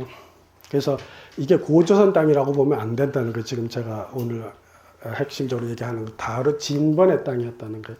그러니까 우리가 고대사를 공부하면서 여러분들도 그렇잖아요. 진번에 관심을 두고 논문이나 책을 찾아본 사람 거의 많지가 않을 거예요. 진인도 마찬가지. 그러니까 사실은 단군 왕검 사회, 진인, 진번, 진한, 진국, 진안 이 흐름이 원래 단군 왕검의 주력들이 이동하는 흐름이에요. 1차적으로. 그래서 신라의 화랑도가 있고 그것이 홍익인간 정신을 그대로 계승해서 풍류도가 나오고 그것이 접하군생이라는 개념으로 계속 진행이 될 수 있었던 거예요. 그렇게 흐름의 맥락을 우리가 모르고 있었다는 거죠. 그래서 이게 마지막인데 제가 생각하는 건 이런 거예요. 그러니까 범부역에는 고리국 동명의 부여와 진번 출신 해모수의 북부여의 연합 세력으로 봐야 된다는 거예요. 그러니까 고리국 동명만 보면, 그러니까 그 아까 고리국 고려를 고리로 읽는 그 누구죠? 나 생각해. 왜 그 굉장히 열심히 하셨고 왜 고구려 산성 연구 서길수 교수. 서길수 교수 계속 고리국 얘기하거든요. 고리가 맞는 거예요. 원래 고리국에서 내려온 동명이 고리 이렇게 해서 연결이 되거든요. 그래서 부여는 고리국에서 내려온 동명의 부여 세력과 백두산 아래 웅심산에서 해모수와 유아사의 탄생해서 동부여의 금화왕에게 길러졌던 고주몽의 아버지로 북부여를 창업한 해모수 세력과 연합된 세력을 통칭하는 것으로 이해할 필요가 있다는 거예요. 그래서 발해연안에서 북으로 올라가서 고리국을 창업한 세력의 일부 부인인 동명이 남하에서 세운 부여와 진번의 고도 지역 출신으로 북부여를 창업한 해모수계를 나누어 보고 다시 통합된 부여 고구려 백제를 보아야 부여계도 보이고 단군조선 이쪽도 보이고 해서, 그러니까 저는 그래요. 사실 환단고기에서는 삼조선 얘기를 하는데 아까 그 사기 조선전에 보면 진번 조선이 2번 나오거든요. 연나라 전상할 때 진번 조선을 빼앗아서 이렇게 했다는 나오고, 또 화식열전에는 동쪽으로는 예맥과 진번 조선 2가 있었다 할 때 진번 2번 나와요. 그런데 거기에 보면 진번 해놓고 서광이 각주하기를 일작막이라고 했어요. 진번 혹은 혹 말하기를 막이라고 했다. 그게 여기서 진과 번과 막이라는 거를 세 개를 나눈 공동체로 인식을 해서 삼조선 논리를 만들어낸 게 신채호의 삼조선 논리예요. 그 삼조선 논리를, 이게 선우가 나도 그걸 찾아볼래도 아무리 봐요. 신채호가 가지고 있는 삼조선의 논리는 역사 기록상에서는 그 전에 어디에도 없어요. 그런데 환단고개에는 똑같은 게 있거든요. 그러면 우리가 질문을 해봐야 된다고. 신채호가 삼조선서를 만들었냐? 아니면 신채호가 환단고개 삼조선서를 뺏겼냐는 거예요. 근데 신채호 글을 다 읽어보면 자기가 환단고기 인용했거나 뺏겼다는 얘기는 절대 안 해요. 이게 제가 잘난 척이 아니고, 우리가 정말 통일시대 새로운 통일, 동북아 시대 새로운 역사 정체성 뭐 이런 거를 꿈꾼다면 우리가 조금 더 객관적으로 설명할 수 있는 논지가 개발돼야 되고 설명이 되어서 국민들 전체로 자꾸 이게 외연이 확장될 때 뭔가 그게 받아들여지지, 제법 똑똑하다고 자칭하는 사람들이 고개를 절레절레 흔드는 논리를 계속 주장해가지고 그렇다고 했을 때 우리가 얼마나 많고 외연을 넓힐 수 있겠냐는 거예요. 그러니까 결국은 진리라는 건 진실을 바탕으로 이렇게 자꾸 누적된 그 정체성이 드러나야 되는데, 사실 우리가 상고서 정체성을 잃어버리게 된 거는 지금 1000년이 넘었잖아요, 솔직히. 그러니까 사실 굉장히 힘들어요. 저도 제가 뭐 어쨌든 저도 한번 그걸 해보기 위해서 평생을 바쳤지만 전 이런 생각도 해요. 봐요. 이렇게 이거는 여담처럼 얘기할게요. 우리가 천선국가고 하눌림과 소통하는 공동체고, 우리의 지도자들은 늘 하늘과 소통됐던 사람이고, 저 해모수도 그래요. 뭐라고 돼 있어요? 웅심삼에서 10여일 있다 내려와서 정사를 펼치는데 낮에는 정사를 펼쳐 밤에는 하늘에 갔다고 그러거든요. 표현이 그렇게 돼 있어요. 근데 우리는 그게 뭐냐면 이련 스님이 우리의 그 고대사를 복원하는 가장 큰 명분이 뭐였냐 하면 신의사관이에요. 우리가 영적으로 볼 수 있는 그것을 유교적 합리주의자들이 다 뻥이라 하고 가짜라고 할 때 이련 스님은 그게 아닐 수가 있다고 얘기한 거예요. 왜냐하면 자기도 수행해봤을 때 자기가 문수를 직접 만나거든요, 현시에서. 근데 그런 경험을 통해서 이 신의사관이 다 뻥만은 아닐 거다. 정말 지도자들은, 우리가 부처님도 그런 표현 있잖아요. 부처님이 내려오신 게 뭐라고 얘기해요? 일대사 인연을 지어서 내려온다 그러거든요, 도솔천에서. 그건 뭐예요? 하늘이란 세계에서 어떤 특정한 시공을 맞추어서 하강해서 환생했던 소리예요. 그러면 우리도 환웅신하고 같은 논리잖아요. 그죠? 그렇다면 우리가 지금 생각해야 될 게, 제가 아까 공부 얘기를 했잖아요. 우리가 진짜 천선국가고 통일시대 혹은 미래의 동북아 시대의 마음의 공동체, 문명의 새로운 공동체를 만들어낼 수 있는 집단이라면 우리가 회복해야 되는 것은 바로 그 단군들이 가지고 있었던 그 영적인 능력이 회복되는 건데, 또 그런 것이 역사적 소명이라면 우리가 1000년이 지난 공간에 우리 역사를 풀 수 있는 미장된 단서가 있었을 거라는 거예요. 그게 저는 제가 공부한 거는 자장 스님한테 얻은 거예요. 그 비장된 거를 분명히 삼국유사에 우리 조상에 대해서 분명히 기록을 남겨놨는데 학자들이 아무도 관심을 안 가졌고, 제가 그거를 추적해서 이제 지금의 논리를 만들었는데, 사람들은 그 역사학자를 만나니까 뭐 그거는 뭐 고려 후기에 뭐 편집된 건데 믿을 수가 없다 그러더라고. 그럼 뭐 자장이 지어냈다는 소리뿐이 안 되잖아요. 근데 자장이 그 글을 남길 때는 뭔가 근거가 있었을 거예요. 근데 여러분들 이런 게 있어요. 제가 자장을 존경하는 이유는, 자장률사를 존경하는 이유는, 거기 보면 그 비전되는 내용을 중국의 산서성 오대산에 가서 7일 동안 기도를 해서 문수가 현시해서 정보를 줬다 이렇게 돼 있어요. 근데 그거는 이제 그것조차도 난 가능성이 있다고 봐요. 여러분들 절에 다니시는 분들 분명히 이런 얘기가 있어요. 불교에서도 공업이라는 게 있어요. 집단업이죠. 그래서 석가모니도 자기가 출가한 석가족이 왜 망하는지 대해서 설명하는 구절이 있어요. 그 이전에 자기 조상들이 이웃 종족하고 갈등과 뭐 이런 사례와 그런 업이 있어서 그 업의 결과로 망할 거다 이런 얘기가 있거든요. 그러면 우리가 이런 얘기가, 저는 그래. 나도 답을 정확하게는 모르지만, 우리가 원효가 1심 얘기하면 1심 강의들 많이 잘해요. 그런데 1심이라는 경계에 들어가면 우린 분명히 우리 자신의 공동체 공업도 알아야 돼요. 단서를 내 마음에서 얻을 수 있어야 돼요. 원리적으로는. 왜냐하면 1심이라는 건 무시무정간의 우주에 보편적으로 있는 큰 마음이거든요. 그건 우주심에 정보가 다 들어있어요. 그죠?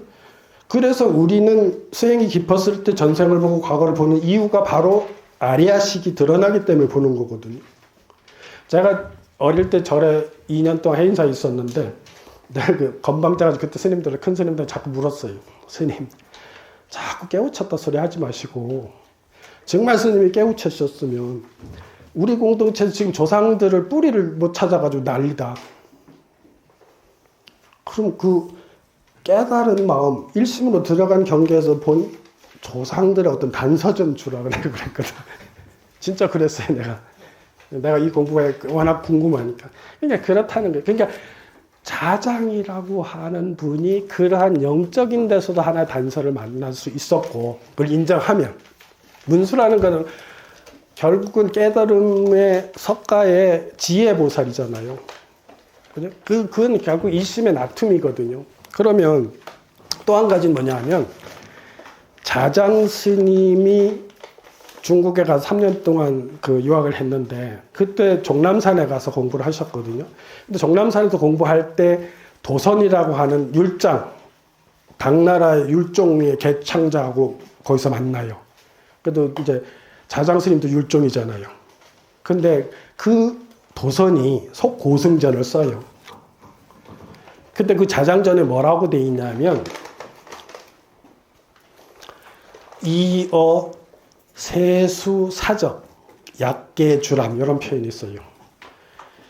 대대로 내려오는 역사책을 거의 약계주람 거의 다 읽었다고 표현이 나와요. 근데 그거를 또 이렇게 내가 연결해 봤어요. 자장 스님이 590년생인데 545년에 신라의 국사가 쓰여져요. 그러니까 자장 태어나기 전 45년에 국사가 쓰여진다. 그런데 자장 집안이 진덕여왕 때 화백회의 할 때 신라 조정의 권력서의 6위에 들어가요. 그리고 뭐 선덕여왕하고 얘기도 있지만, 자장 출가했는데 너 빨리 나와서 재상해라고, 안 나오면 죽여 그러니까 나는 뭐 걔를 하루라도 지켜다 죽더라도 안 한다 뭐 이러잖아요. 무슨 얘기냐면, 자장 집안에 신라의 역사를 알 수 있는 텍스트가 있었을 수 있는 거예요. 국사라는 책이 편집이 됐고, 그럼 국사라는 책을 편집할 때 근거 자료들이 있었을 거예요. 적어도, 그죠? 국사라는 걸 그냥 소설로 안 썼을 거 아니에요. 그러면 45년에 태어났고, 그가 신라 최고 권력자 집안의 아들이었고, 그 사이에 외침이 없었고, 궁궐이 탄 적도 없었고, 집안이 탄 적도 없었고, 자장이 중국 유학할 땐 43살이었고, 그러면 자장은 충분히 그때까지 전해오던 역사책을 읽었고 숙지하고 있었다는 거예요.